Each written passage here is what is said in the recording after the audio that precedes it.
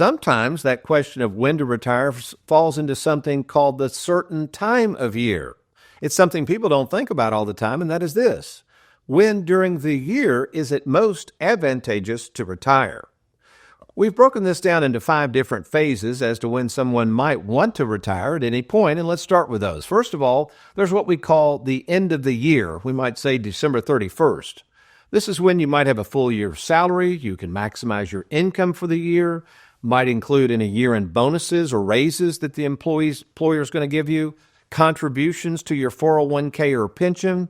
Again, sometimes it is best for people to actually retire in December 31st, being at the end of the year. In addition, at the end of the year, pension and Social Security benefits can sometimes start at the first of the year following the end of the year, making it easier to think through planning and cash flow needs as well. Number 2, we call this the end of the month or quarter so that there's no income gap. In fact, most pensions and Social Security payments sometimes will begin at the start of the following month, minimizing any interruption in income. Employer health benefits. Sometimes employer-sponsored health plans go through the end of a month.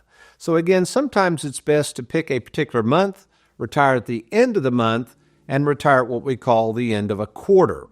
Transversely, beginning of the month allows for the potential of keeping health insurance benefits through another month prior to maybe starting Medicare. Then we have phase 3, which is mid-year retirement. In many cases, there may be a lower tax bracket issue because maybe you're only accepting income through June 30th, for instance. The total income can be then spread out over all calendar years, potentially lowering your tax bracket for the year you retire and then even the following year following retirement. That's a time where we can set up systematic withdrawals, which is what we do for our retirees at Tony Walker Financial.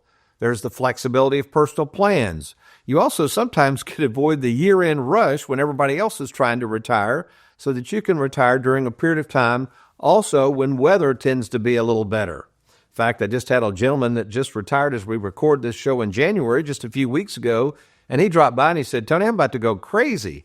The weather's awful. I can't get out and do anything." He said, "This was a terrible time to retire." If that is the case for you, let's say you retire in the middle of winter, you might want to schedule ahead a time to take a trip to some warmer weather just to enjoy yourself and, again, usher in retirement on a positive winter weather note, if you know what I'm talking about. Phase number 4 is what we call the after-work anniversary. For instance, let's say you started it with your employer on September 15th. Well, that could be a milestone for things like pension credits.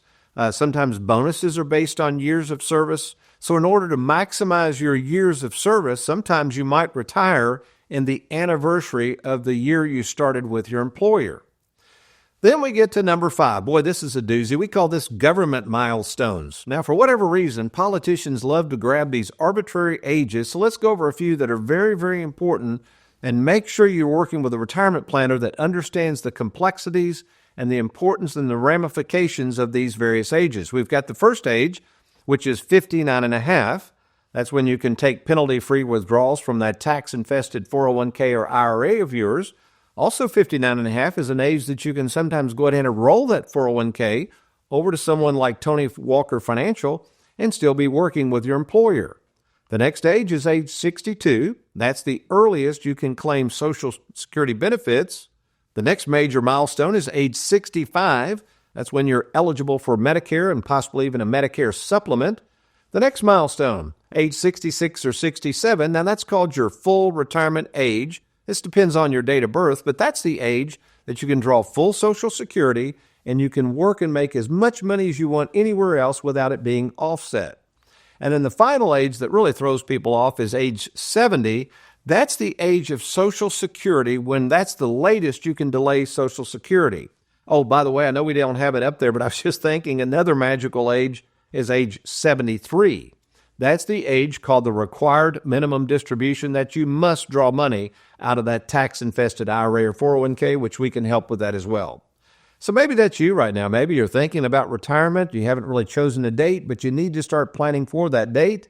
Why don't you do this right now? Why don't you log on to TonyWalkerFinancial.com, click on that Let's Get Started. Let's talk by phone with something we call the free 10-minute fiduciary phone call. And of course, as always, if the internet's not your thing, give us a call anytime at 877-499-9255. Thanks for watching. We hope you enjoyed that video. If you'd like, check out these other clips. And be sure to hit that like button and that subscribe button for more videos.